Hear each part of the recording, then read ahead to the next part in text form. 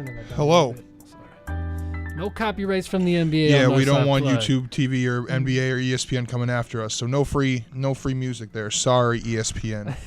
But congrats to Shaden Sharp, who just got drafted by the Trailblazers. And welcome back to another episode of Northside Plugged. We back Here at Q4 Radio. Thank you it. all for tuning in on this beautiful Thursday evening. Broken bell.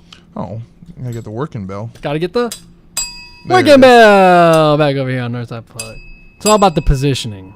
There you go. There it is. We got it. It's all about the form. Well, we thank you all for tuning in. We appreciate everyone on this what's today? Thursday? The 23rd. It's always Thursday. No, I know. over here. I was just trying to think of the date. That's my B. That's my There B. you go. But yeah, beautiful 23rd. Thursday. Yeah, the 23rd. Absolutely. How you feeling, BossDan? I'm doing all right. How you doing today, G Money? I'm doing well. It's a change of pace over here. We were supposed to have a whole bunch of guests, but we don't have any guests today. So sadly, unfortunately, living in this crazy pandemic world that we live in. But yeah, a couple of the members just were feeling under the weather and felt that it was not ideal to come tonight. So definitely appreciate them for being honest, and we'll definitely get them in the studio very soon. But that's the world we live in these days. You just never know what can happen, how things can happen. So again, as we always say, just be careful. Watch how you move, and just be safe out here because COVID. I don't know. I'm not saying they had COVID or not, but I'm just saying, just be smooth because I feel as we're getting out here and especially going to shows and there's Summer Smash this past weekend. It's like we all are trying to get out there and have fun, but at the end of the day, it's still a crazy pandemic world, so it's all about just being careful. But hope the best for them, whatever the situation is, and we'll link up with them soon on a future date. So all love, absolutely. Yeah, it's all love. Very excited to talk to those fine group of gentlemen there. I was really I remember G Money called me yesterday and was like, "Yo, BossDan, what's good?" And I was like, "Yo, G, what's good?" He's like, I just gotta tell you this before we get in tomorrow. I was like, "Oh, okay, what's up?" He's like, "Yeah, we got a group coming in tomorrow." So I was like, "All right, yeah, a couple, like 2-3 guys." And he's like, "No, there's like six deep." So I was Plus like, the cameraman. So and the cameraman. It's been 7 deep coming in here into the Q4. And I'm trying to think, we've done 5 or 6 before. We've done 5, I think. I don't know if we ever done 6 or 7. So that would have been an interesting setup. And luckily, we got some more time to kind of plan it out before they get in here. Exactly. Yeah, no, like I was going to be very impressed if we were able to pull that off for sure. Because 7 people in less than a span of week of preparation definitely was doable. But I was like, if this happens, man, it's damn near going to be a miracle. Just because it's so hard to organize people and get them all in the same scenario, in the same spot. Absolutely. But it's all good. But we're here, and we have... Very much looking forward to that conversation. Absolutely. No, it's had a good time last Friday. I linked up with Rich from the Poll and Lil Richie, and... Originally, we linked up to shoot. I was shooting a music video for Richie, so that was a good time, man. I actually finished the video yesterday, so be on the lookout for that. It's next levels for sure. Very excited, very much looking forward to that. Absolutely, but yeah, and then we ended up going to this show that Rich had, and it was like an artist showcase, and there's a whole bunch of dope artists and everything. So it was a good time, man, and that's how I linked up with MKTP, I think. Yep, MKTP. And Phil Eyes, I believe. Sorry, homie, if I screwed that up. There was a lot going on, so I couldn't remember names and everything. But yeah, no, they're good people, man, and we'll get them in here soon. And there were just a lot of dope artists, and I was lucky to get a lot of good footage of that. So that footage, plus the pizza eating contest. So that is on the way. Did you win the? Oh, okay. Oh, you got to save it. I'm going to save it. I'm going to save the results. Right. The people that were there. Very curious to see those results. I saw you post that photo, and I was out doing my own thing Friday. I was already a few beverages deep. You know how it is. I know how it is. And I saw it, and I was like, I hope my boy G Money won that thing. I hope he killed that dude. I hope he murdered him. Hey, not in the pizza sense. It was definitely a nail biter. Definitely a nail biter. What a tease. What a tease. Went down to the wire for sure. What a tease. What a tease. We'll save the results for the people on that one. Very exciting. And it was just a spur of the moment thing, so I was happy to be a part of it. Cool. But yeah, so that was a good time, and that kind of led up to what was supposed to transpire today. But yeah, we'll probably see some of those artists in future episodes. Got to link up and network with some people, so it was a good opportunity. Oh, man. Great! Yeah. Very excited. Very looking forward to it. Yeah, felt good to get back out there. But yes, so since that is not the case tonight, we have the 2022 NBA draft going on right now, and we're continuing the live watch along extravaganzas here on Northside Plugged. What's up, BossDan? Oh, nothing. Oh, nothing. Okay, Nothing. Turning into position. No, I was just fixing my microphone so good. It's in a comfortable spot. And since we had guests last week, again, shout out to Stoner Pimpson, shout out to 500, shout out to Rashad from Hypnotic Records. Great episode last night. Just posted up a clip from that on the Northside Plugged YouTube page that you could check out after you enjoyed tonight's episode. But we did not get to discuss episode 5, which was last week, of Obi-Wan Kenobi, and episode 6, the finale, was yesterday, so we can discuss all of it wrapped up in tonight's episode. So that is very exciting because it was jam-packed with a lot of midichlorians. Midichlorians. A lot of forms of midichlorians. Lots of good stuff. I think the last time we talked about it, after episode 4, we were talking about how disappointed we were, or just like how kind of part 4 was. It was just kind of Yeah. But part 5 and I think part 6 definitely saved it for me personally. I agree. With what kind of transpired and what happened in those. But it was a great few episodes. I'm trying to remember like each part just so I can kind of backtrack. Okay, yeah, okay. I remember. Yeah, okay. Part 4 was when they escaped out of the base, like the underwater. Not Wade. Yeah. Okay. Wade. Okay, all right. Yeah. Now I remember. Yeah. Okay, cool. Just refreshing my memory because my brain is sometimes a million miles a minute and I forget things frequently. Yeah. Absolutely. So before we get into all that, just want to say thank you to everybody that's tuning in right now, listening to us on Q4, anybody that's watching us on our YouTube channel right now. Make sure to like, subscribe, hit that bell so you can get notifications every time that hit that bell, bing, bing, every time we go live, so you know what's up. And you can listen to us on www.q4.org. To the TuneIn app, iTunes Radio, and the good old fashioned AM 1680. Yeah, shouts out Matt Eves for saying yo, what's good, Meeves. And Shouty. Cooper Leonard says draft Michael Jordan.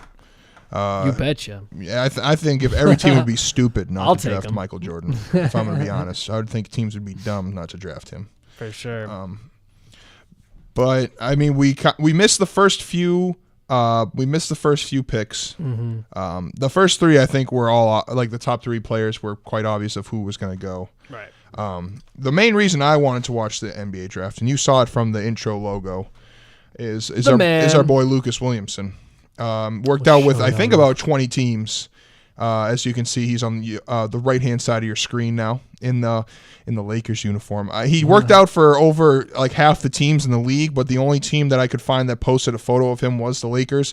So that's why it wasn't an easy choice for me, people. Believe me. I was looking for every other team that he worked out for in the picture, but the Lakers were the only one who posted a clean photo like that.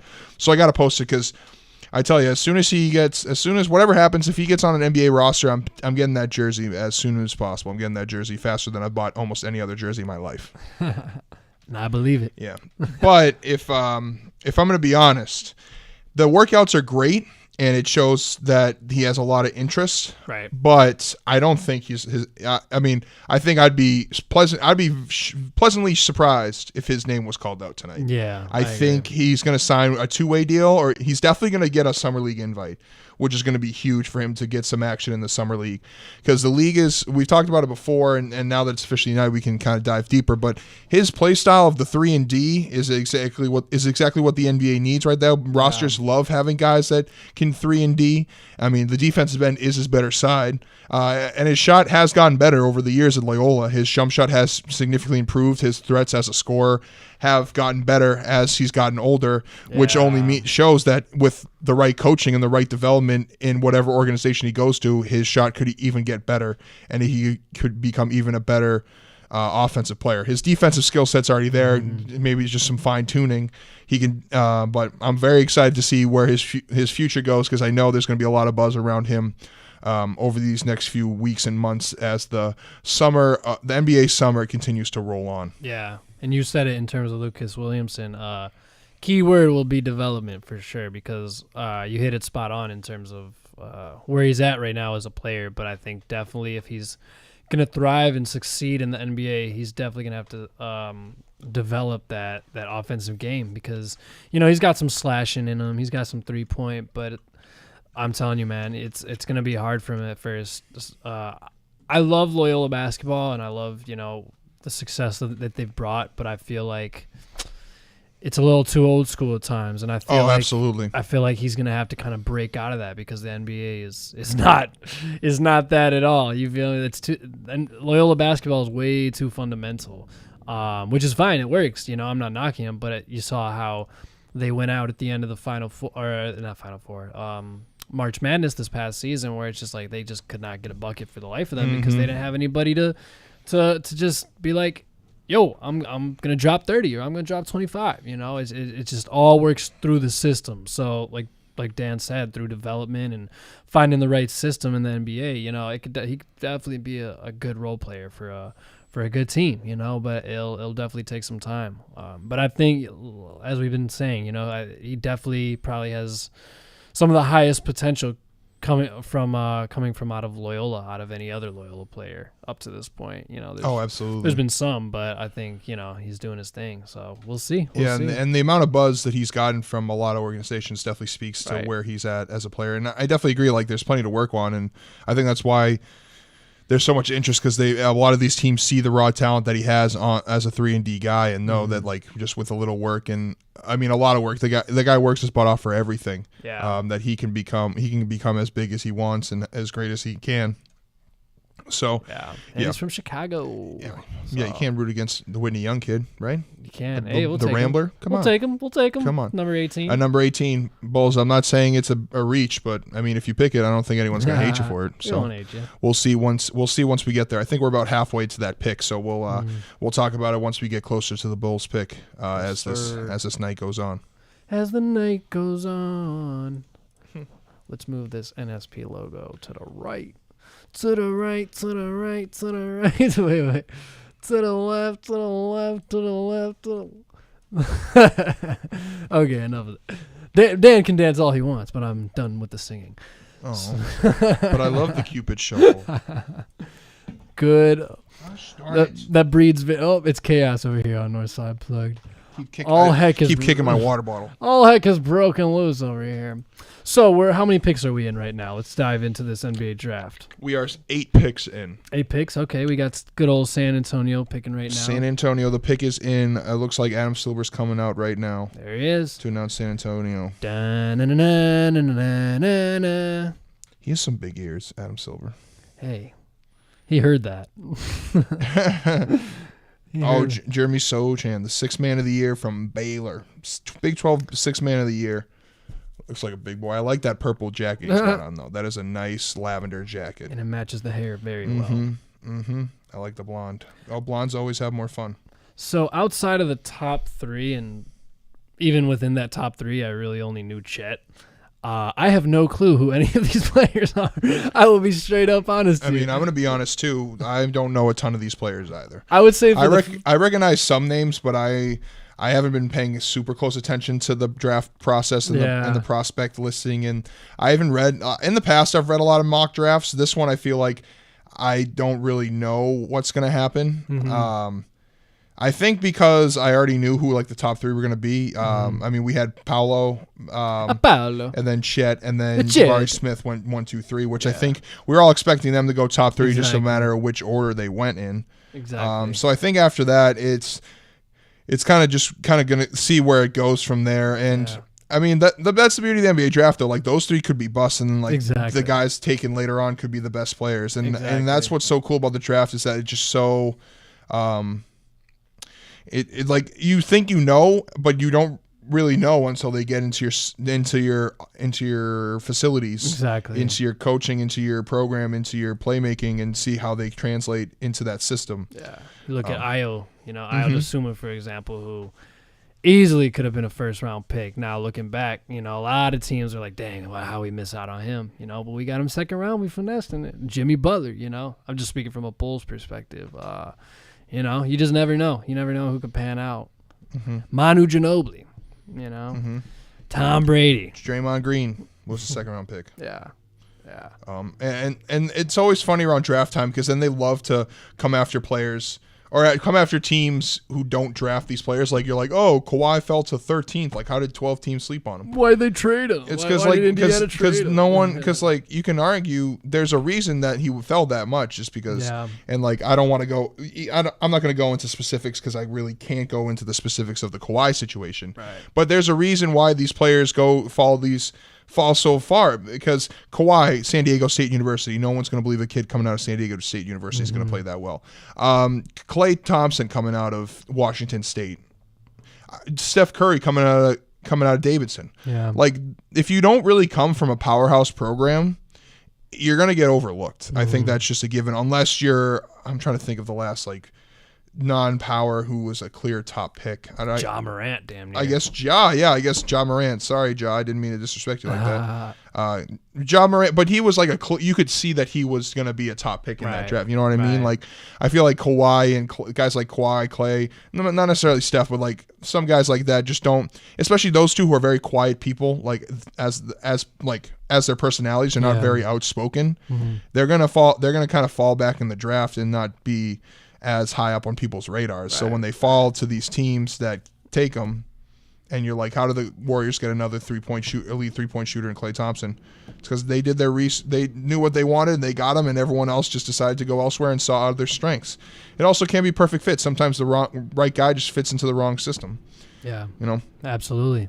That's really what it is. It's gotta be a good, perfect situation. And you even look in the NBA Finals, at the end of the day, it always comes down to availability. And if the Warriors don't have one of their big three, the Celtics are definitely winning that championship, and vice versa. If the Celtics were missing one player, it would have been a lot less entertaining and more of the Warriors would have ran away with it, and not trying to bring back bad memories for BossDan, but it's just at the end of the day, going from the start of the season with the NBA draft to the end with the NBA Finals, it's all about ideal situations and from the player perspective, you know.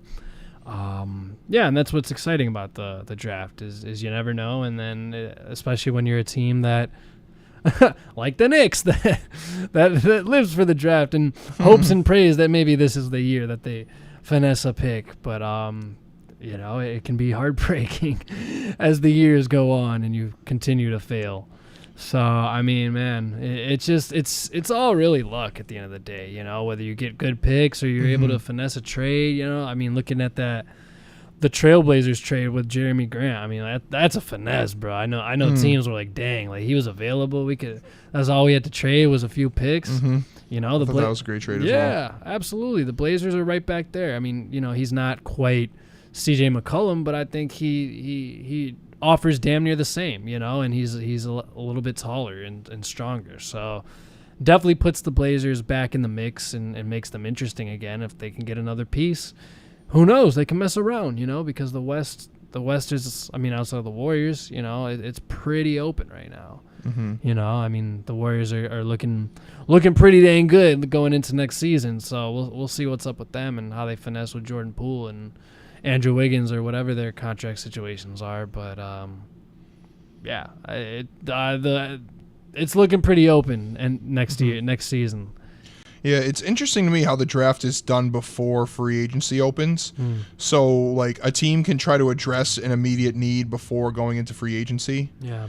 But I guess like some of the teams that are necessarily drafting like top 10, on average, the teams that are drafting top 10 aren't the ones that are usually like a piece away from the championship. Right. They're a couple pieces away. So I guess like if you get a big man and then you need like a shooter, you can get the shooter in the free agency or whatever, So yeah, man.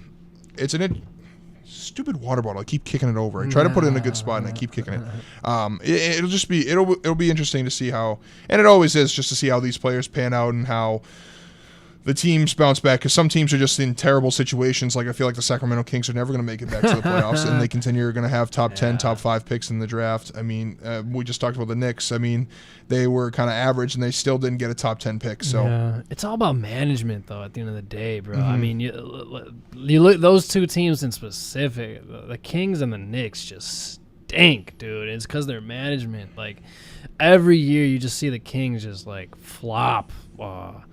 Decisions and trades and picks, and it's just like, I mean, how do you skip out on Luka? Come on, man. I mean, that was, I know Marvin Bagley was looking pretty good at the time, but still, I mean, that was, everybody knew that Luka was a generational player even then, you know.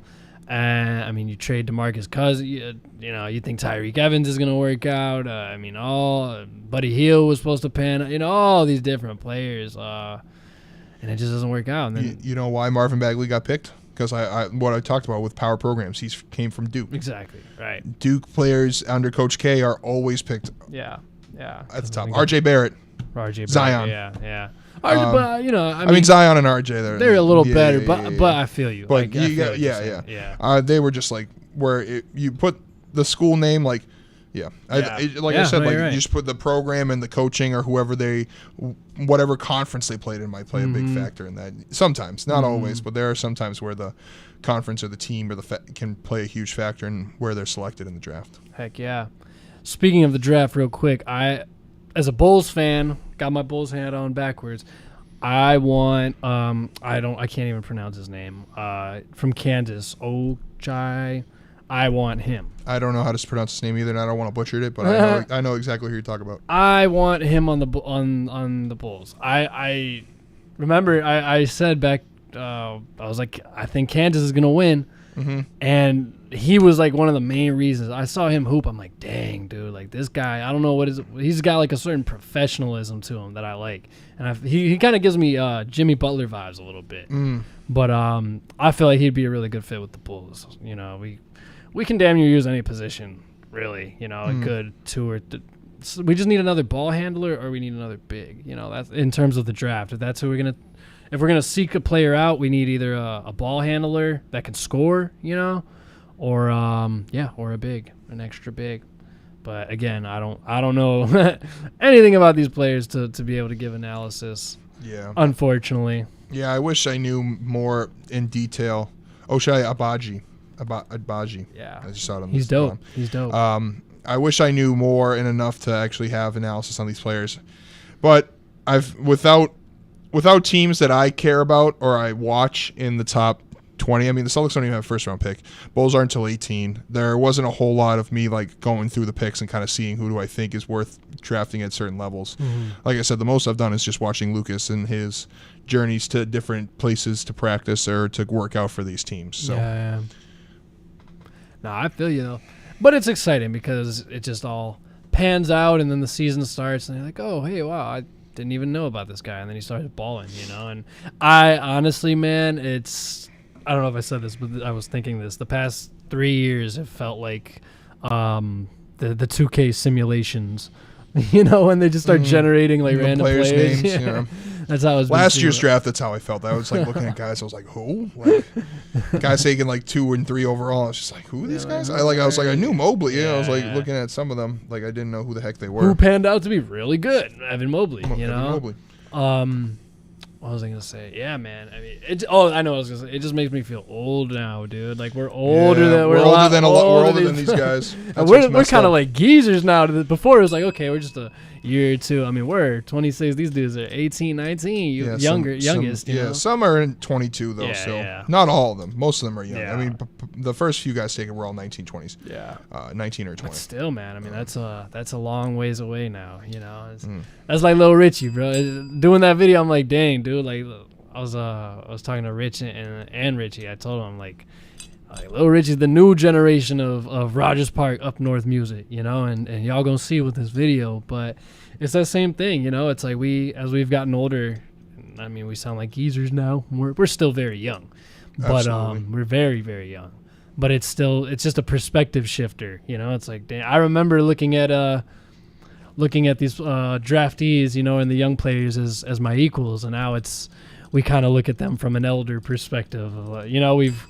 We've lived long enough to kind of see how these things go in terms of the NBA and the draft, and kind of pan things out a little bit more. So it's interesting. It's a cool shifting of the tides. Yeah, it's a different perspective, and I like having a more experienced perspective, or just having a wiser perspective, however you want to title it. I'm smarter because I'm older. Exactly. So Knicks, you just drafted Ousmane Dieng.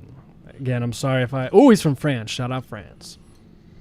So they would pick a guy from France. Hey, I rock with France, so I can't knock them. Oh no! But you're right. They would. Don't just get me a wrong. Random player. Don't get me wrong. Some of my favorite footballers are from France. My boy, actually, one of the best French footballers, Kylian Mbappe, is actually at the draft tonight. And I was actually trying to look up who he was older, like if he was close to any age. There are probably like 5 or 6 guys that he's younger than in this draft, and he's making millions and millions playing football in Europe at 23 years old. Nice. And some of these, and like what's crazy is like most of these guys will start their careers at 19, 20 years old, and he was already like on the uprise of European football at 19, 20 years old. Dang. So that's what's crazy about different sports. Like in NFL, you don't have guys coming in until 23, 24, 25. Right. Baseball, you got someone less than 21, and then it's not a rarity. Well, it's somewhat of a rarity if a guy younger than 21 is getting regular playing time in the MLB nowadays, I would say. There's so much development in baseball. I mean, baseball's just got so much farm systems, and that's why it's the pastime. You can argue football's a bigger sport, basketball's a bigger sport. None of those professional leagues have the farm system like baseball does. For sure. And I know the farm system's dying, and I know that it's hard for a lot of those teams to sell tickets and get fans.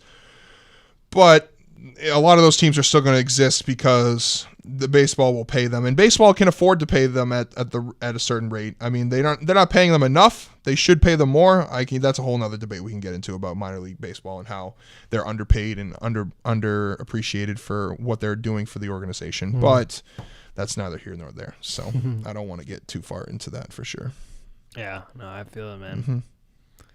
I feel it. Yeah, man, it's just, oh, wow. Yeah, I just feel like you can be in those minor leagues for years and years and years and years, and you could just be like damn near an old man and finally make the league and still be a good player, Baseball is just so different in that sense. Yeah. Here's the craziest stat that I found. Aaron Judge, who's now arguably the early favorite for AL MVP, came into the league at 26 years old for the Yankees. By the time Bryce Harper was 26, he already won an MVP. He already went to 4 All-Star games, and he already had like 100 and something home runs. Wow, that's crazy. It's just crazy how baseball, you can have 2 guys that play the same position, do very similar things when it comes to batting and the power and the all fields, and like one of them's just a natural talent. Bryce Harper was one of the biggest prospects that baseball's seen in a while. He got overshadowed by Mike Trout, who was a lesser-known prospect who kind of rose quickly through. And then you have guys like Aaron Judge who kind of grinded through the system for a while just to get up at 26 to finally break through and be considered a rookie. And that's what's crazy. Like in MLB, you can have rookies who are 26, 27 years old, or you can have kids that are 20, 19, 20 years old. It's great. That's what's insane about baseball in the farm system. Yeah. Everyone's journey is different, and that's what's pretty cool.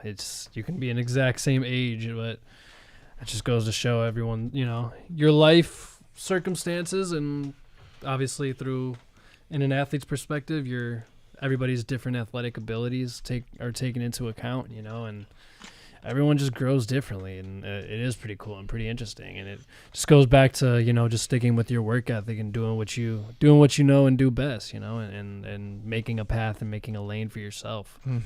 That's what a lot of these youngsters are doing today at the NBA draft. Good old Chet is talking to My girl. And the Thunders already have another pick at 12 after already taking. They're teed up. Oh, they already proposed a trade for the 11th pick? Oh, wow.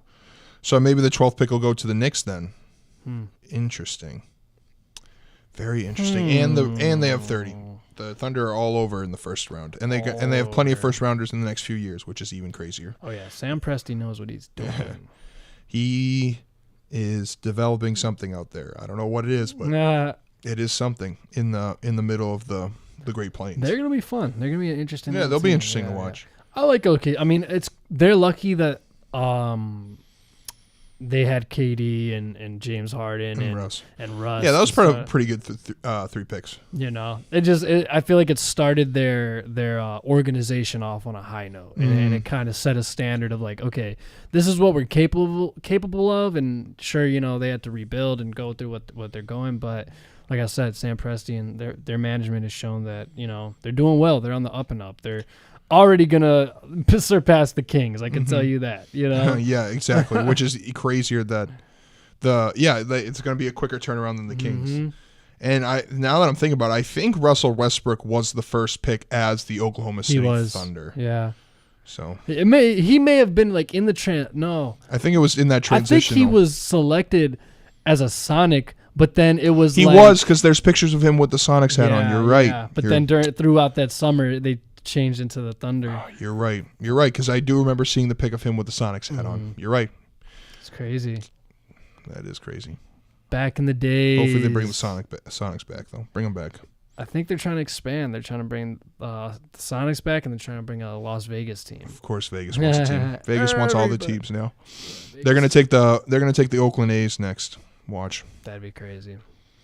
The good old A's. Because the A's are still playing in a football stadium that's run down and hasn't been properly kept. That's right. And it's disgusting. I don't know if it's still this way, but I remember now they're the Las Vegas Raiders, but the Oakland Raiders. Every season would start with a baseball. The diamond still on the field. Dirt on the field, which is hilarious. Yeah. Which I found out that they would use like a mobile mound, basically, like underneath. They would put dirt over it, but they would take off a layer of dirt just to pull out the mound, so they didn't have to keep like building up this dirt and bringing it out and down for every week. That's smart. I'm waiting for this 18th pick. I'm very interested in what the Bulls are going to do right now. We're about six picks away, ladies and gentlemen. If you're enjoying the show, make sure you let us know if you're watching. Can't believe his ears, man. Look at those things. Get off my man's ears, dog. Dude, they just look huge. I just can't. He hears you. Jalen Williams, UC Santa Clara. No crap, huh? The guard. Absolutely. So, I got to ask you, man. How'd you feel about that Kenobi? Whew. What a finale. Kenobi. So, spoilers of Kenobi. Spoiler alert. Let me write that down. If you haven't watched the finale of Obi-Wan Kenobi and you're looking forward to watching the finale of the Obi-Wan Kenobi series on Disney Plus, I would recommend that you do not tune in. There it is. Oh, and you got it in the colors too. That's right back. Oh, you got it in the colors, my guy. Great job. Yeah, so if you... Oh, it's not... Is it... Anyway, if you... Like I said, if you don't want us to spoil anything, please... you can tune out for now. Or just put us on mute and leave it in the background for the viewing pleasure. But man, that was a great finale. I was very... Last time we talked about it, we talked about episode 4 and how I was disappointed and like... I didn't like where the show was going in the direction, but the last 2 episodes definitely saved it for me in terms of where I wanted the show to end up. I think it ended on a great note as well. Yeah. They gave us a hello there, so thank you for not hello there for not leaving that out. That's like the one thing that everyone wanted. What are your initial thoughts, G Money? Let me slow it down a little bit. Is it slowing down? There you go. That's going super fast. It was going super fast. It's hard. This is very entertaining. Here we go. So there we go. Oh. Yeah, you can change direction. There we go. Okay. I was confused as to how to... Now it's going too fast. Too slow. I mean, that's way too slow. This is entertaining right now. G Money's figuring out the scroll effects. There we go. I'm trying to get it at the perfect speed. Hello there. All right. So yes, no, I agree with you, man. I was very pleased. I was very pleased. I watched actually right before I came here, like a couple hours. I watched the last episode with my mom, and I told her, I was like, they didn't F it up. Yeah. They didn't F. I was so happy. I was like, they didn't F it up. And she was like, isn't that crazy how what's it called? We got to say, rather than being like, oh, that was so amazing, that was great, we got to be like, yes, they didn't jack it up. They didn't screw it up. Yeah, that is funny. I think it's because they're dealing with a character with such history and so much love from everyone that's literally been since the origins of Star Wars. Like Obi-Wan Kenobi has been the guy, the guy. Yeah, and the story's set up on both sides, right? You know, yeah, it's set with the old and the new and the everything in between and all the animated series that they've added and all that good stuff. So they were towing a line there, and I think they towed it very well. I would be very curious to see if they actually do a second season or second series, whatever they want to call it. I just don't know what they would do. You know what I mean? Exactly. Especially the way that they ended it. I feel like it was kind of a perfect space. You know, I think it'd be cool to see more. Spoiler alert! More Qui-Gon, of course. You know. Oh yes. Like more journeys with Qui-Gon. That would be sick. They saved that for the last 5 minutes. We were waiting for a Qui-Gon ghost the whole time, and they gave it to us in the last 5 minutes. I was like, where's Qui-Gon? And it was funny because I was joking around. I was like, oh yeah, like before the episode, oh yeah, Palpatine comes back, this, that, whatever. And I was like, yo, they actually brought him back. They had to bring Palpatine back at least for a hot second. Absolutely. So that was dope, man. You feel me? And what's his? I forget. Ian McKellen? No, yeah, right? That's his name. Ian McKellen. Yeah, McKellen. Yeah, you're something right. like that. We're close. He's still going strong, man. I mean, I thought they were a little strong on the eyebrows this time around, or his eyebrow wedges. But other than that, yeah, man, it was cool to see him come back. It was cool to see Qui-Gon come back. The hello there was awesome.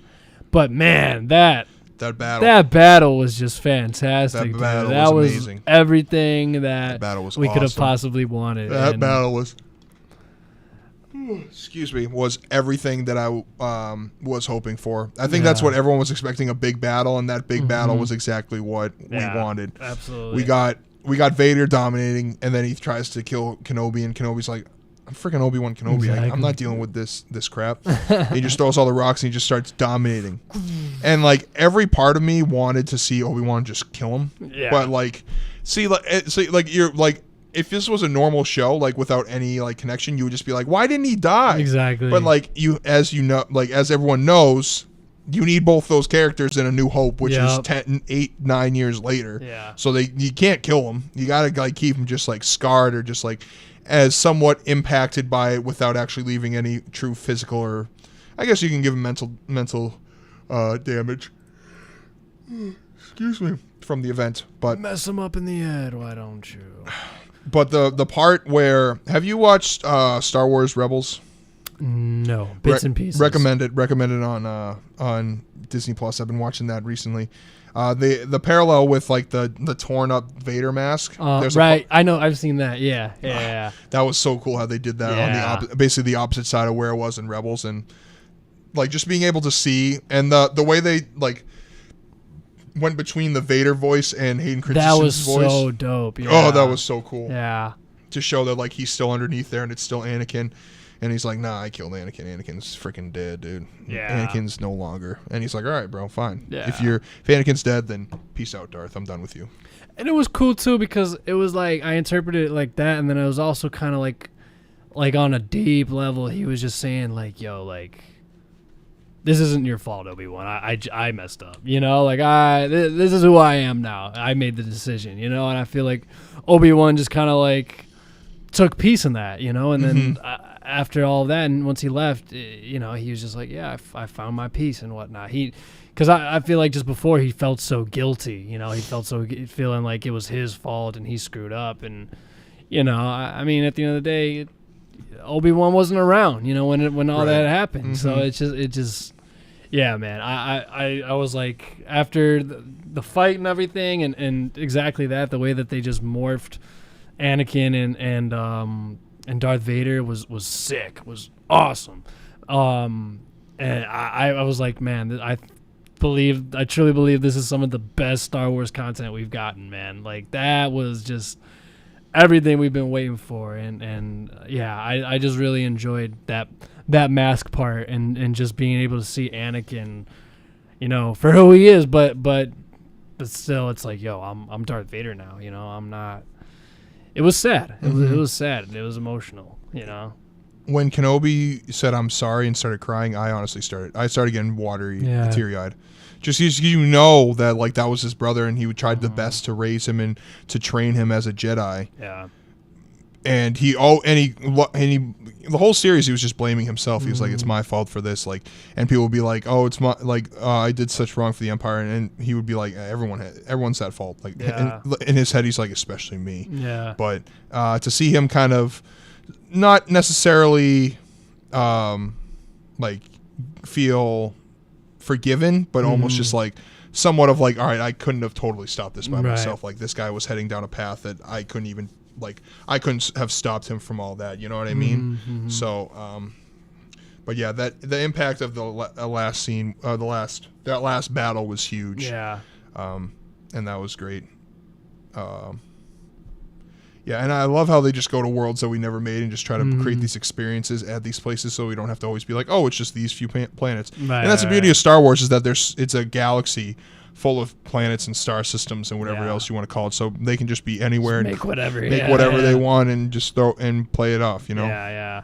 And I thought the setting for their final battle was really cool too. It was a really cool one. This is our turf. This is just you and me. No more running, and it was cool to see just Kenobi get his confidence back and just be like, yo, I'm going to tee up on this dude. Like, I don't care anymore.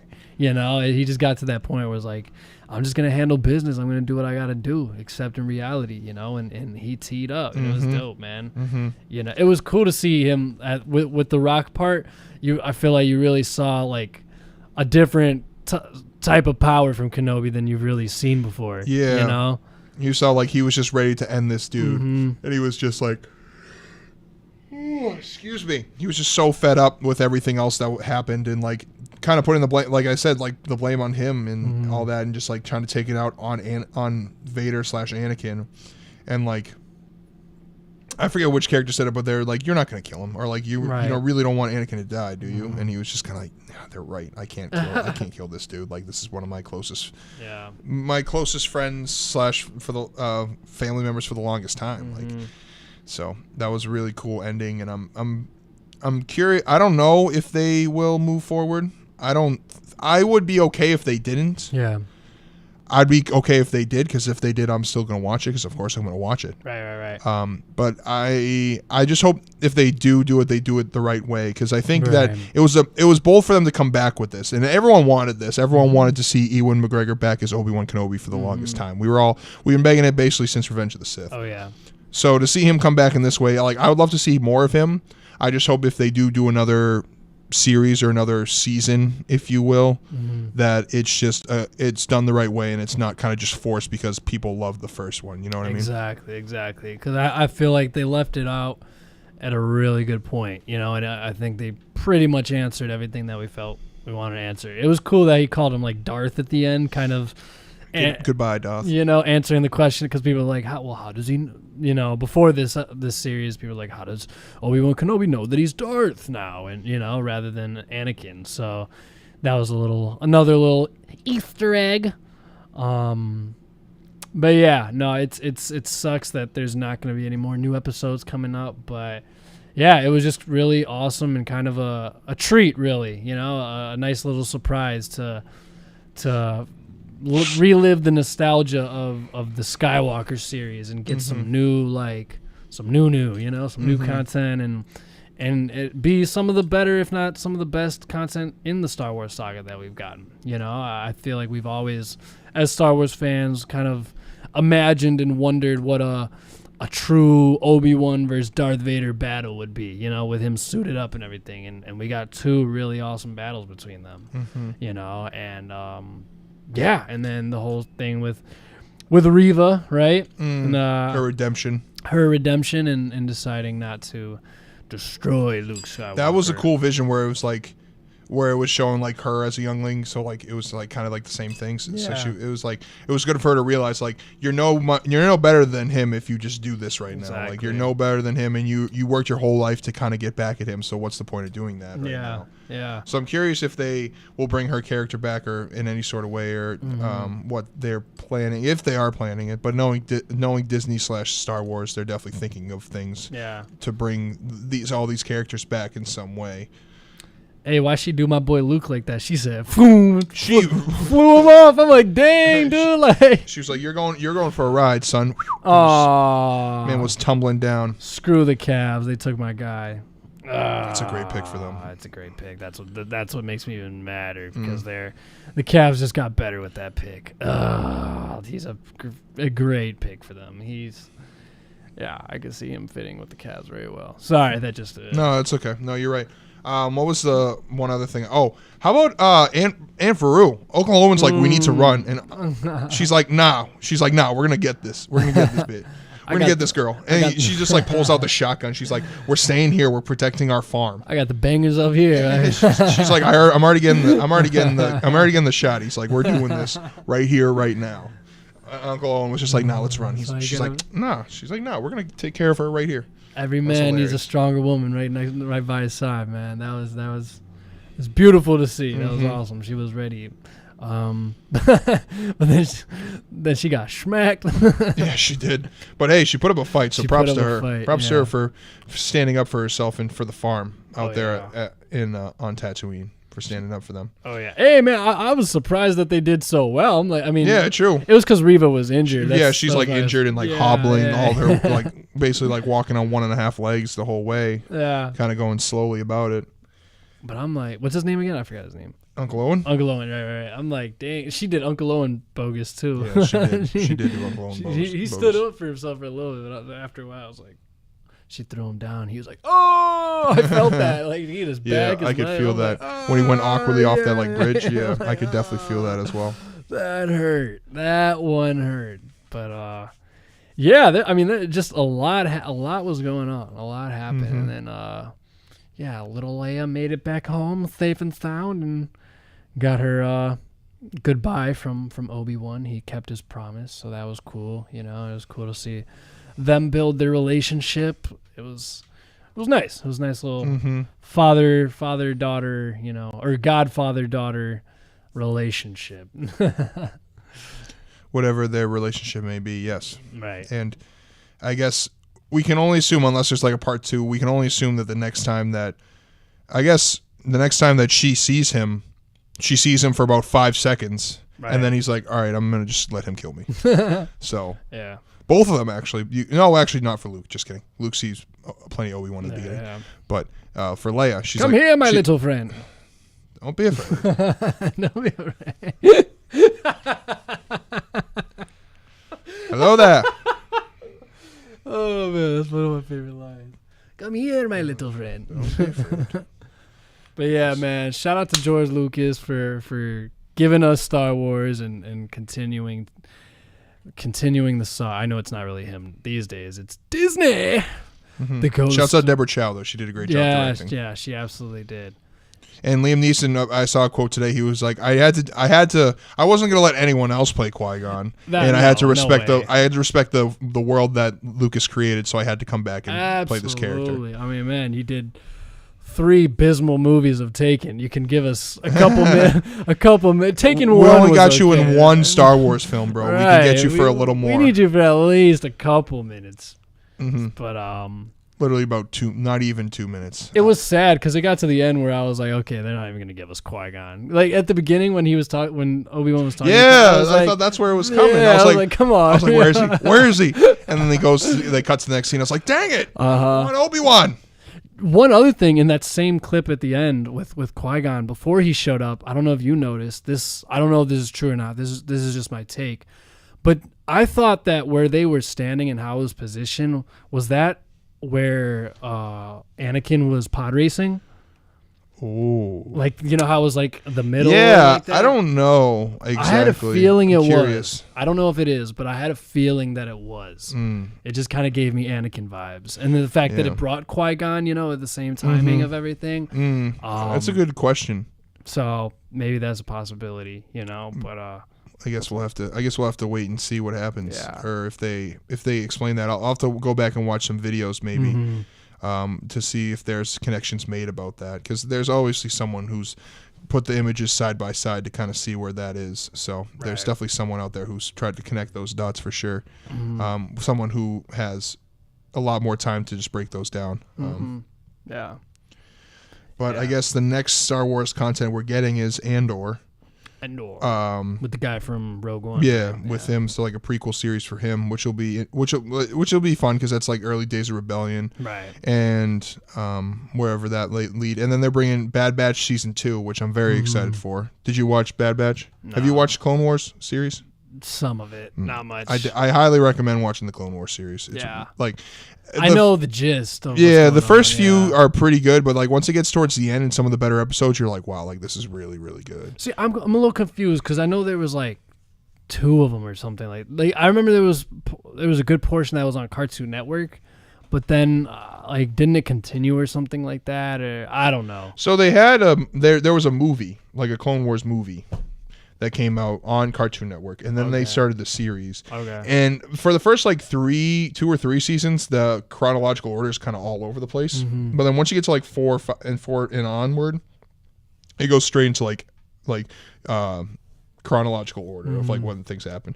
Like the first few, they kind of just throw things around, but after a while, they do make it chronological. And by like 5, 6, and then I think 7 was the one they released as the final season on Disney Plus. Like the animation, first off, is just like leagues better than it was like way back then.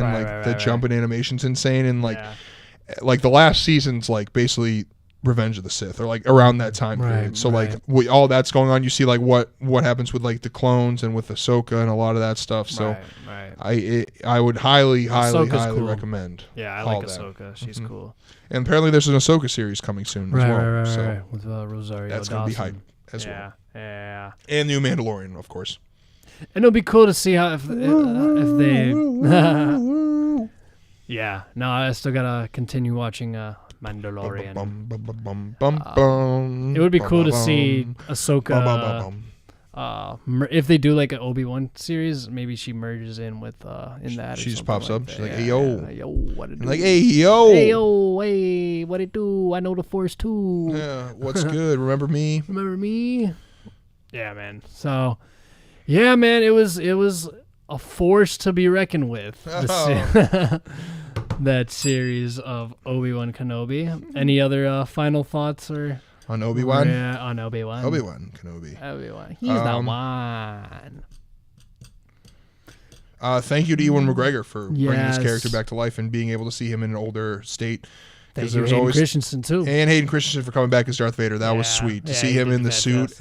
Especially this last episode, man. It was really cool. with the half mask. Yeah, that was awesome. It was so cool. That was so cool. And it was just cool because like you finally felt it was him. Like I felt like this was the moment where you felt this is Hayden Christensen's Anakin Skywalker inside of the Darth Vader suit. You know, like before it always felt one or the other, and I felt like you said, the voice switch was the perfect like merge and touch, and then the face mask obviously being broken. It was I loved it, man. Like I'm gonna rewatch that a bunch of times because that's definitely gonna rewatch the series over the next few months, next few weeks.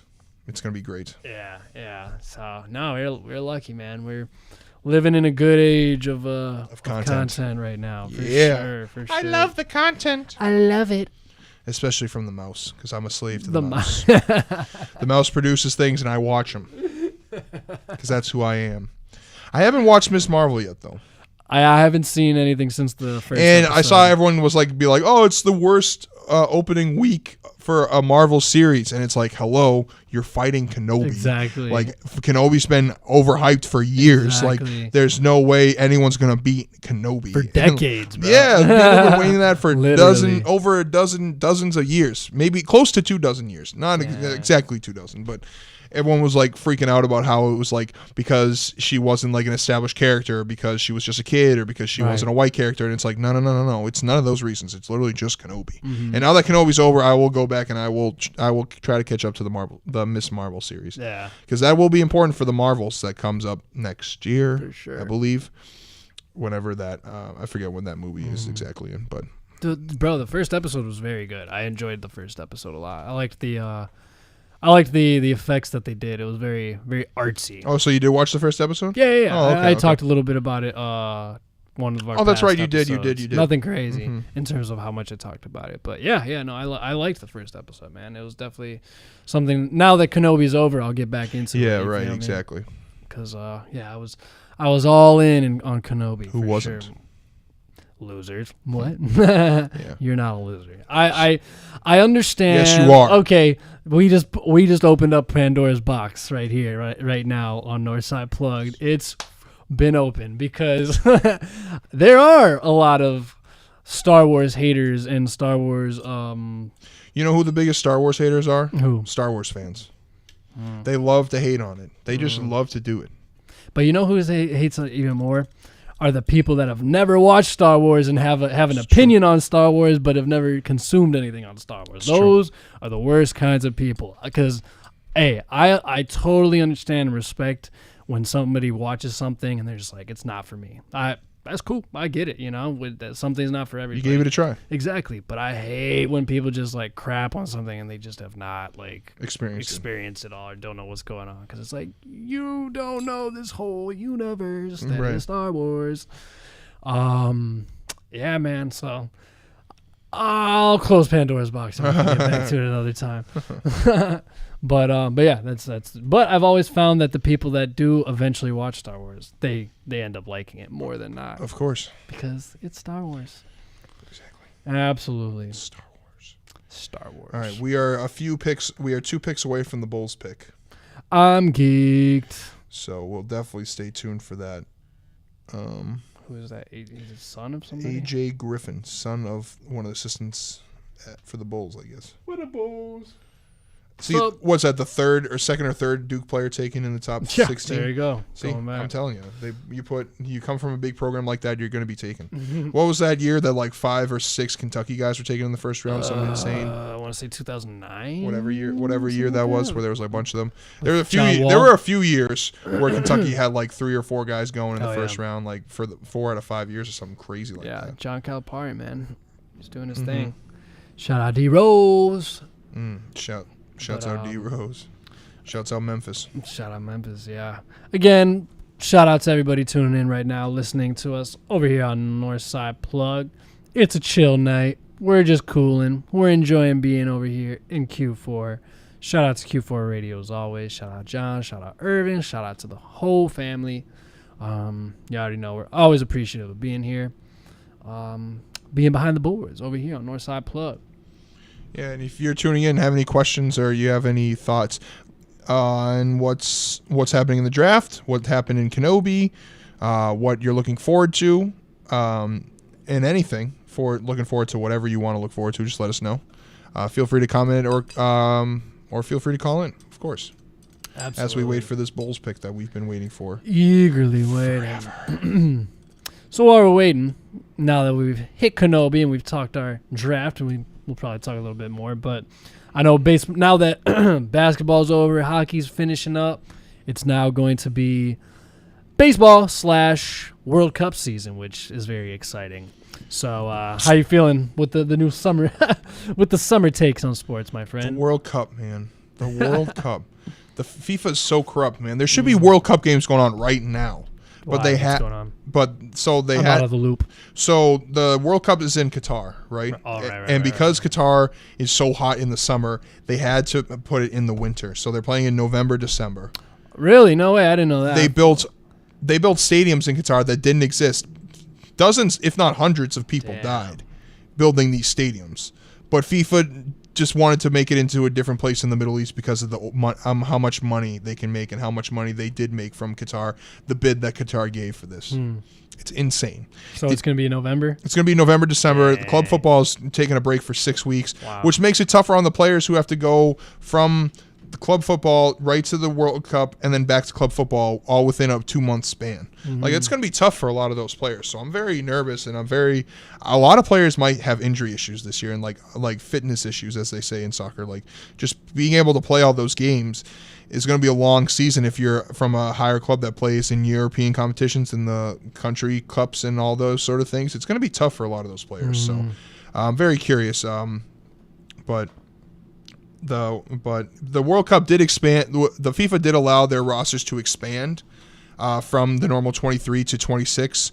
That doesn't do much. It is something to kind of help with that that injury or those issues, I guess. But it's not a huge step in the right direction. But it is what it is. So I'm looking forward to the World Cup. I just wish it was in the summertime because it's meant to be watched in the summer. It's not meant to be watched during Thanksgiving and Christmas. Absolutely. Holiday shopping season, you know? For sure.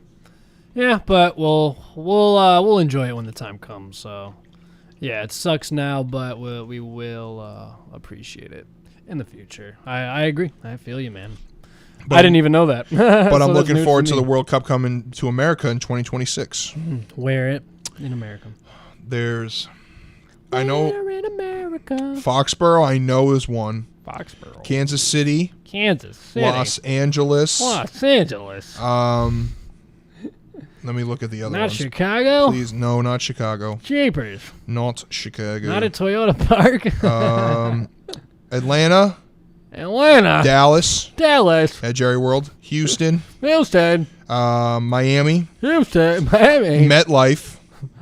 In East Rutherford, New Jersey. Philadelphia. That's kind of a wild one. San Francisco. Or the Bay Area, so it's going to be at the Levi Stadium in Santa Clara. Dang. So there's a lot of choices. And Seattle. Wow. So there's still... so they know it's going to be in America, but now they're trying to figure out the cities? No, it's in all those cities. Oh. There was a list of more cities potentially. Okay. But so it's those cities, and then Toronto and Vancouver are getting one. Monterey. So there's no Chicago?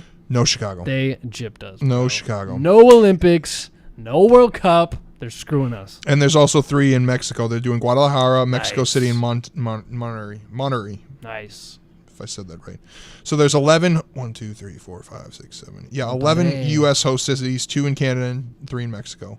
Because they're doing they did a joint bid for all of them, which I think is really cool for them to do. That it's in all different ones because they're all right next to each other. So there's no real reason why they wouldn't do that. So for sure, it's going to be very cool once it comes. It's going to be great to see the U.S. win it on their home turf. You know what I mean? Good one, Dan. You know what I mean? Imagine when's the last time a team won the World Cup at home? 2026. That's when it's next going to happen. Believe that. Believe that. I sure hope so. We're only getting better. 2018. We'll so what? We weren't in 2018. That was fake. Just kidding. See. France won that one. They were really good. I picked them. We will see. What's good, Rashad? What's up, Hypnotic Records? Shout out Hypnotic Records for commenting, tuning in. Mm-hmm. Appreciate everyone for tuning in. Oh my God, Jake LaRavia is actually going to get drafted. Who's Jake LaRavia? Jake LaRavia played at Indiana State for the Sycamores for a couple of years, then transferred to Wake Forest last year. Oh, he was at Purdue, right? Yeah, no, Wake Forest. Oh, Wake Forest. Right. And I just saw him on Jay Bills' Best Available. They were saying the Bulls were going to take him, supposedly. I saw that'd be crazy. Now that you mentioned, I mean, he's good. Don't get me wrong. It's just like I'm always going to picture him in the Indiana State Sycamores jersey. So I don't care if he went to Wake Forest or whatever. So true.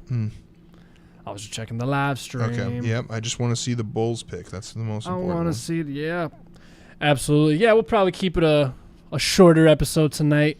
Mm-hmm. Don't got a ton of things to chop it up about. Mm-hmm. We appreciate you all for tuning in with us still, though, as always. Absolutely. Had to get in the building. Had to get in here.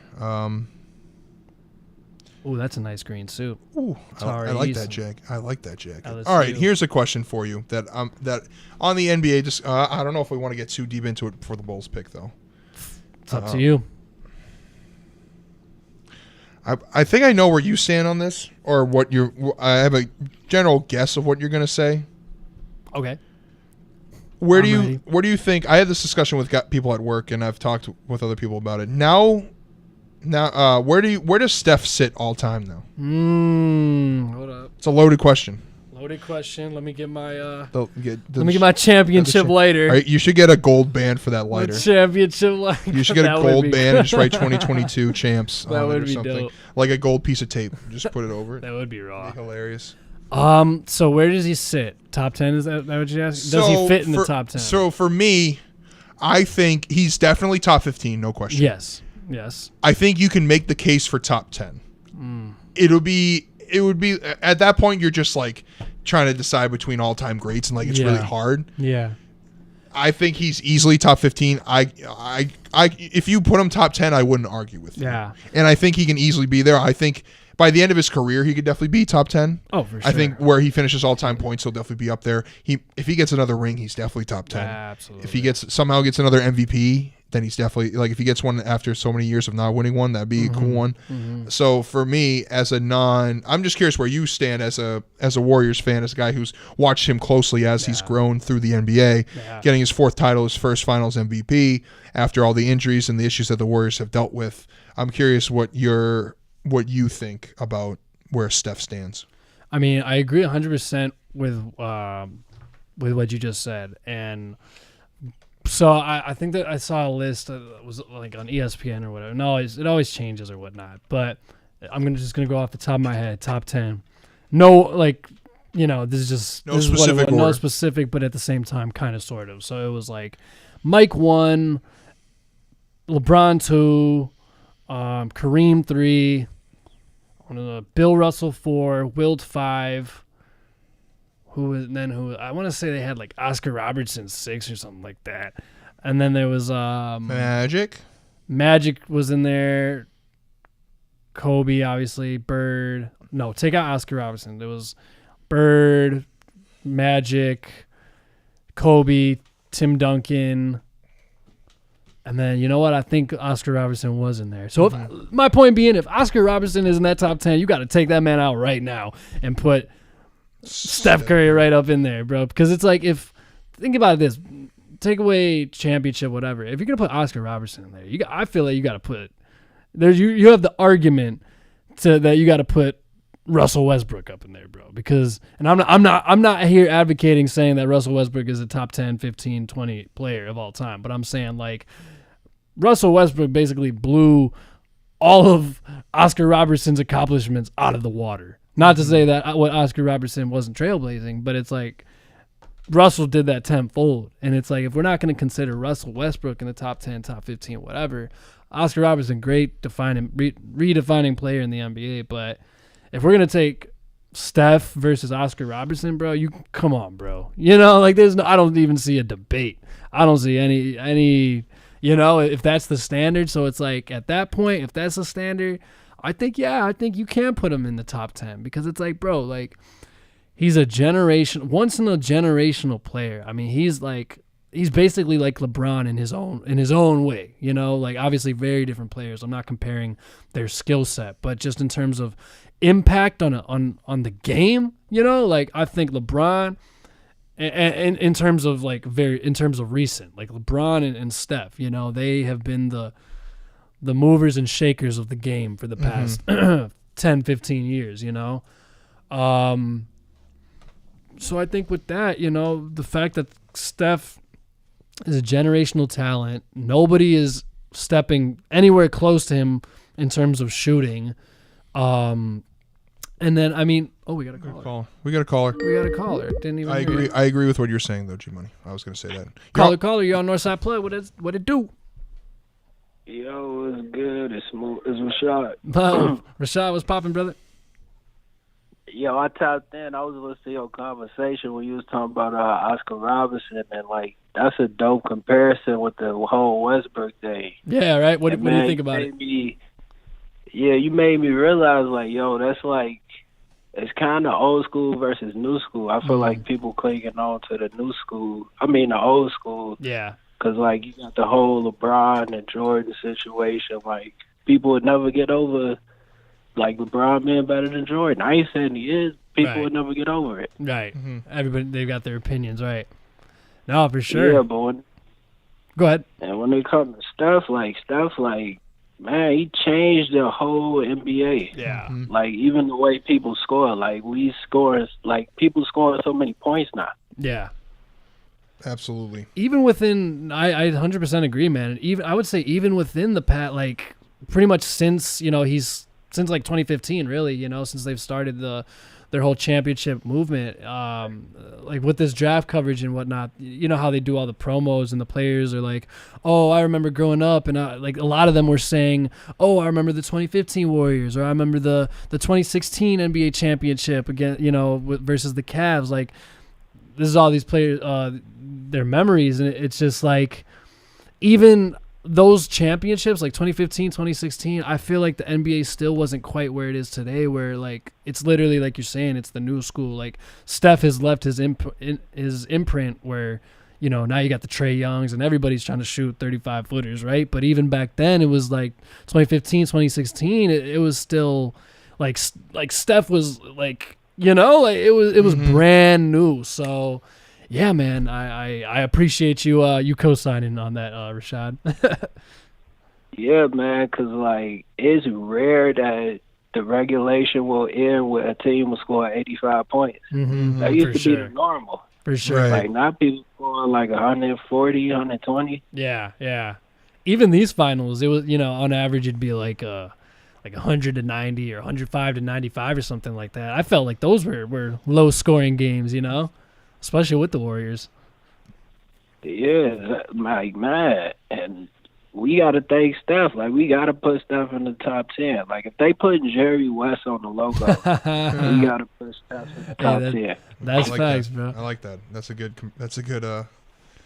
You think it's time to get Jerry West up out of that logo and get somebody new?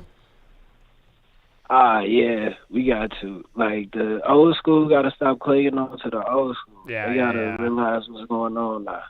I mean, we're so deep into the new school now, it's we're maybe 20 years ago the argument could still be there, but now, with Steph and with everything adapting, yeah, man. I mean, it's a whole new league now. But like, man, go ahead. I was about to say, get Jerry West off the logo, put Steph in the top 10. And we got Oscar Robertson, one of the greats. Even though Russ had a bad season, put Russ in the top 75. Oh, for sure. I mean, Russ, top 20. He's just in a bad situation right now. I mean, his talent is unmatched. He's a great individual player. Yeah. Absolutely, man. What was you about to say? That was pretty much it. Everything well for you though, Rashad? I saw you a couple of days ago, so we're still in tune. So everything going well for you? Oh man, I'm just holding up. I ain't gonna lie, going through a little tragedy right now. Yeah, no, I know, man. And praying for you, praying for your family, man. Praying everything is going well, because I know it's not easy, and that's an understatement, brother.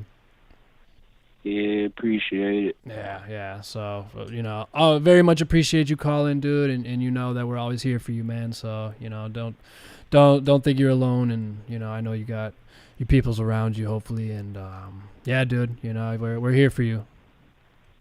Man, appreciate it, man. Absolutely. But yeah, I was just calling in to chime in on that stuff. I feel like Steph need to be in that top 10. Mm-hmm. Absolutely. Absolutely. So, man, appreciate it. Oh, no, we appreciate you, man. We appreciate you calling. I hope to hear from you soon. All right, y'all be easy out there. You as well, brother. We'll see you. Appreciate Talk to you, you soon. Rashad. Thank See you you. soon. All right. All right, peace, man. Hit us up if need be. Hit us up. Oh, I got you. All right, brother. All right, we'll see you soon. All right. Take care. Dope. Shouts out Rashad. Shout out Rashad, man. Shout out Hypnotic Records. Shout out Stony P. Shout out 500 again. Great talk last week. Great discussion. Absolutely. And again, you got the new snippet up now on our Northside Plugged YouTube page, so y'all can check that out. See what they got going on. Good peoples. Yeah, shout out to them. So we're here. Back. Did the Bulls pick? The Bulls did pick. Oh, who did the Bulls pick? They picked Dalen Terry. Terry. Off guard from Arizona. Who hair what? A guard from Arizona. Who hair her what? Dalen Terry, a guard from Arizona. All defensive Pac-12. They said his athleticism and his winning ability. What was the descriptors? can't play the volume, so I can't hear what Kendrick Perkins is saying about him. It's all good. Dalen Terry, guard from Arizona, 6'7". Oh wow, awesome. 195, a little taller. Okay, versatility. I think that's good for the Bulls. They could use 6'7". That could be a 3 in the kind of the wing, just a wing, a general wing, not necessarily a guard. A winning player. He's athletic. Let's go. They love their athletes. That's for sure. We need them. Mm-hmm. We need them. Seems like versatility. I think the versatility is very important, especially with the Bulls. How they, I don't know, could use more not necessarily use more, but there's always a place for versatile players. Yeah. So a fit from a guy like him is going to be. I'm excited to see him fit in with all the other guards and wings that the Bulls have on their roster. Yeah. No, strong pick. I think it's a strong pick. I mean, I don't know much about him, but just looking at the few highlights that they were putting up, he looks like a good athletic player and a sizable guard, which is good. 6'7", that's definitely what we need and what we want, and it'll be interesting to see if we keep him or if we package him in a trade. But I'm happy. I'm happy with that pick. I hope that he brings some good off. He looks like he'll do well defensively. He looks like a lengthy player, but we definitely need offense. But we need that defense too. Especially if Alonzo's gonna be out, man. Like it's a guard-driven league, and if we have. He looked a lot like Pat Williams. He looked like a longer Pat Williams as a guard. So him and Pat Williams will be a good little mix. But yeah, with the Bulls, it's interesting because there's a lot of chatter that they're trying to get Rudy Gobert, and the more that people have been talking about it, the more that I've been on board with it. You really, yeah, man, because I feel like I like Vooch. I think when he's on all cylinders, he's a great 20 and 10. He can get you that 20 and 10, 20 and damn near 15. But the thing is, man, and I mean, I don't even want to knock him defensively totally. But still, he's just too much of a he plays too much outside where it takes away from a lot of the offense. Yeah. And especially when, we get killed on the offensive boards, bro. It's like, how are you going to, you're the biggest guy on the court a lot of the times. And you're not getting the boards that we need, So, it would suck to, if we were to trade him for, Gobert and, say that, obviously we'd have to throw in a couple other things, but say that he's the swap. Yeah, we're going to miss out offensively, but at the same time, it's like, okay, we're expecting a lot more from Pat Will in his third year offensively. It's like we're most likely going to resign Zach, so we'll have that. We got DeMar. He's doing his thing. Hopefully, Lonzo comes back healthy. I feel like on the offensive side, at least with our starting unit, we have a lot of offense. So it's like, and especially, looking at your Celtics, you guys didn't have any true offensive threat in the center position. You had Al Horford doing his thing from time but again. But he wasn't a true. He wasn't a lethal threat. Neither did the Warriors. As a true center. Right. So proving that where the league is right now, unless you have an Embiid or a Jokic to build around or a Giannis, it's like you don't. It's a guard-driven league. You just need that strong defensive. Center position to be your backbone on defense, and it's you had Looney, but really it's Draymond that's really anchoring that defense and setting the tone defensively. Yeah, exactly. Aggressively, so yeah. We missed the 19th pick, but as we were speaking about Jake LaRavia, he was taken by the Minnesota, but apparently it's been traded to Memphis or. Memphis traded 23 and 26, I think, for 19. So Memphis really wanted Jake LaRavia, I guess, which is crazy to see a Valley alum be really wanted in the first round of the draft. So that was really cool. Absolutely, brother. How you feeling about Lucas at this point in the draft? I mean, I wasn't actually expecting him to go in the first round. Right. No, he wasn't. And like I said, I'd be shocked if he gets picked tonight. Right. If he gets picked in the second round, that would be amazing. I'm most likely expecting him to be signed to a summer league team. Excuse me, on a two-way deal where he can play in the G League and then develop. And a lot more guys are getting developed in the G League nowadays, so that makes me even feel better about his chances. Because if he if he got put on an NBA roster, there are slim chances that he would actually play a lot. You know what I mean? Mm-hmm. But if he goes to the G League, he's going to get plenty of minutes and plenty of opportunity to prove himself. And that's all we want for Lucas. We just want him to get a chance. We want him to have a chance to prove himself and prove that he's capable of being a key part of a team in the National Basketball Association. Absolutely. Yeah, man. I mean, it's just like, like you said, with the G League and even too, and there's a lot of undrafted players that are doing very well for themselves these days in the NBA and finding NBA homes, and it's cool because I think definitely with the continuing emergence of social media, it helps players to get exposure out, and you're not as hidden, that you can find ways to get yourself out there. Absolutely. And if you're talented enough, and going back to what you were saying earlier, if it's the right situation, you could definitely find yourself on an NBA roster, so exactly. So that's what's cool. So as long as he gets a shot, that's all we really want from him, for him. We just need a shot. Just need an opportunity. I like that suit. I like that jacket. Malachi. Yeah, that's a nice jacket. It is a great jacket. Very nice jacket. Mm-hmm.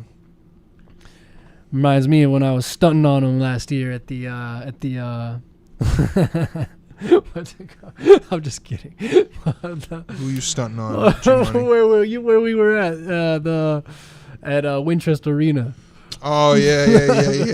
The job fair. The job fair back in September. That's right. I felt cool as hell that day, bro. That was a sweet jacket, though. Thank you. I'm gonna bring it out again. You should. Definitely bring it out. Absolutely should. Only every once in a while, that jacket. Yeah, it's not an everyday, weekly, monthly thing. That's like a quarterly, maybe bi-yearly thing. Absolutely. Got to save that for the right occasions. Absolutely. Only BossDan at this point and some other strangers that I've connected with somewhat have seen that jacket. So it's a nice jacket. To be seen, possibly in a video. You have to wait. Ooh. Oh, yeah. Spend a good chunk of change on them just to not get a job, by the way, just to throw that out there. Shout out to the sports industry these days. But we're sending those applications. We're still trying. We're still poking the bear. You feel me? It ain't easy. No. It ain't easy being cheesy. No, it's not. But we ain't Chester once said that. We're cool guys over here on Northside Plugged. I'm trying to work on my radio voice. Radio. Oh, we're on old time radio. Oh, that's sad. They just showed a highlight from the Ohio State Loyola game. That just made me sad. Brought back bad memories. Yeah, well, you're supposed to win that game. We're supposed to win that game. Yeah, thank you, Malachi Branham. Thanks, Malachi, for crushing our dreams. For being so good. Screw you, man. Indeed. Well, BossDan, I don't personally have any other free-forming, innovative thoughts to bring forth on this episode I don't think I have much else to say either. Everyone keep watching baseball. It's baseball season now. So watch your baseballs. Watch your baseball teams. Whether you're a Southsider, whether you're a Northsider, whether you're other sider. Another side. Anywhere in this beautiful country. Just watch baseball. There's plenty of great talent out there. Watch Shohei Ohtani. He's setting records. He hits 8 RBIs one night, and then the next night throws 8 scoreless with 13 strikeouts. You got guys like O'Neal Cruz coming up from the Pirates, who was 6'7" shortstop, which is unbelievable. You got plenty of great talent out there and a lot of great teams. May not be the teams in Chicago right now, but there's plenty of great teams and a lot of great talent out there. So make sure you watch some baseball this summer. Go out and check a game. Tickets have been, depending on where you are, tickets are relatively cheap. So make sure you kind of check those out. Absolutely. Love baseball. It's always a fun time to go to a baseball game. Enjoy your summer and be safe out here. And it's officially summer now. Absolutely. It is officially summer. We have crossed the solstice. Very excited for the summertime shy. It's officially summertime shy. Crazy. With the heat and the beautiful weather. Yeah, man. I mean, this heat's been nuts. I mean, within the past month, we've had a couple weeks of just crazy few days of 90 to almost 100-degree weather. So it'll be pretty interesting to see how the weather continues throughout this the rest of this summer. And yeah, man, I mean, I personally had a good, enjoyable week last week of a lot of different events, different kind of social events, which was within the past 2 years was very abnormal. You feel me? I've been very low key.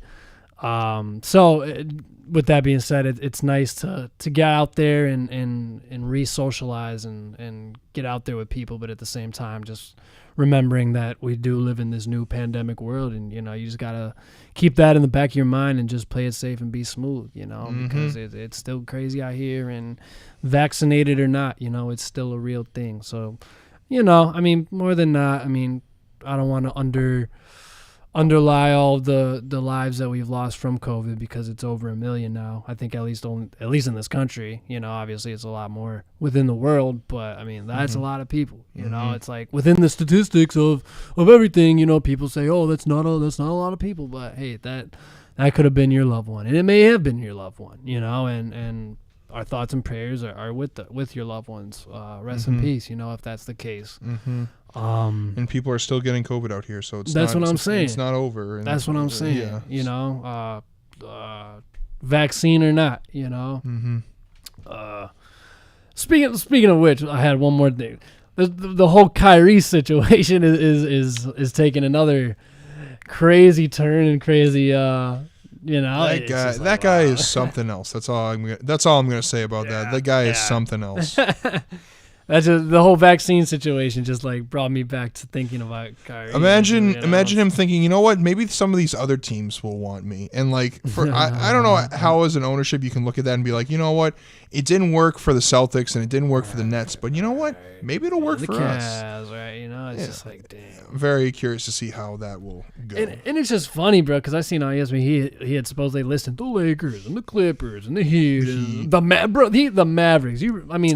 That would be cool, low key, to put Luka and Kyrie together, but I'm like, there's no way that's going. Yeah, let's see what teams he posted about again. Let me see if I can find it. Lakers, Knicks, Clippers, Heat, Mavs, and 76ers. 76ers. That'd be sweet. He's going to go back with James Harden. Right. After everything stopped. That just shows how delusional this all is, dude. I'm like, bro, he's just throwing stuff out there. Come on, man. It's just weird. It's weird. It's strange, dude. I don't know. Weird. Very, very, very weird. That's the Nets' problem. So makes it easier for the Bulls and the Celtics. Yes, it does. So I'm cool with it. I know you're even happier because you've already rode that train with Kyrie. Yeah, so it's nice to see other teams go through that pain of him being a drama king and just loving. I don't even know how to describe him anymore. Yeah. Don't get me wrong, he's a phenomenal player when he's out there. But, man, there's just so much baggage that comes with that. Yeah. Going back to the draft, Nuggets just got a good pick in Christian Braun, another Kansas player. He's a tough dude. He's a tough kid. So, that was a good pick for the that was a good pick by them. Nuggets. For the Nuggies. For sure, man. But, yeah, that's we won't shed too much more light on Kyrie because we'll see what goes on with that situation. As free agency in the offseason, as always, like I said weeks ago, the NBA does a great job of staying 24/7. So after the draft, it'll be free agency and summer league, and we'll keep talking about it as the summer keeps going on and more happens. So absolutely, make sure to keep tuned in on Northside Plugged for all that good stuff. Keep tuning in. Absolutely. Yeah, man, we'll obviously we'll be back next week. Hopefully, all goes well. In the meantime, I'll be posting up some videos of those performances from last week. So I should have a little more time to be able to put those up, work on those. But yeah, man, more content is on the way. Summertime is here. We got a lot coming. More music, more videos, all that good stuff is about to tee up, man. It's about to be. It's that time. It's going to be exciting. It's going to be a great summer. I can already feel it. I can feel it in my plums. Absolutely. Deep in my plums. Absolutely. Well, with that note, we're going to fade in with a little bit of... Whoa, that was not faded in, but throw a little bit of that music up in there. Want to say thank you again to everybody that's indulged in this episode of Northside Plugged that's still with us right now. Y'all are the real ones, the true ones. Want to say thank you again to Q4 Radio. Shout out to John. Shout out to Irvin. Shout out to Q4 family. Shout out to BossDan the man. Shout out to the family. Shout out to G Money. Hey, Much love, my guy. But yes, that we are Northside Plugged. Any final words? Stay safe out there. Enjoy your weekends. Have a beautiful time. Absolutely. Y'all enjoy. Y'all be safe. It's crazy out here in Chicago, So yeah, keep those eyes open, keep those eyes peeled, do good, do well by your peoples. And we will see you next week over here on Northside Plugged. Yup. Y'all be well. Take care. Have a good night. Love you guys.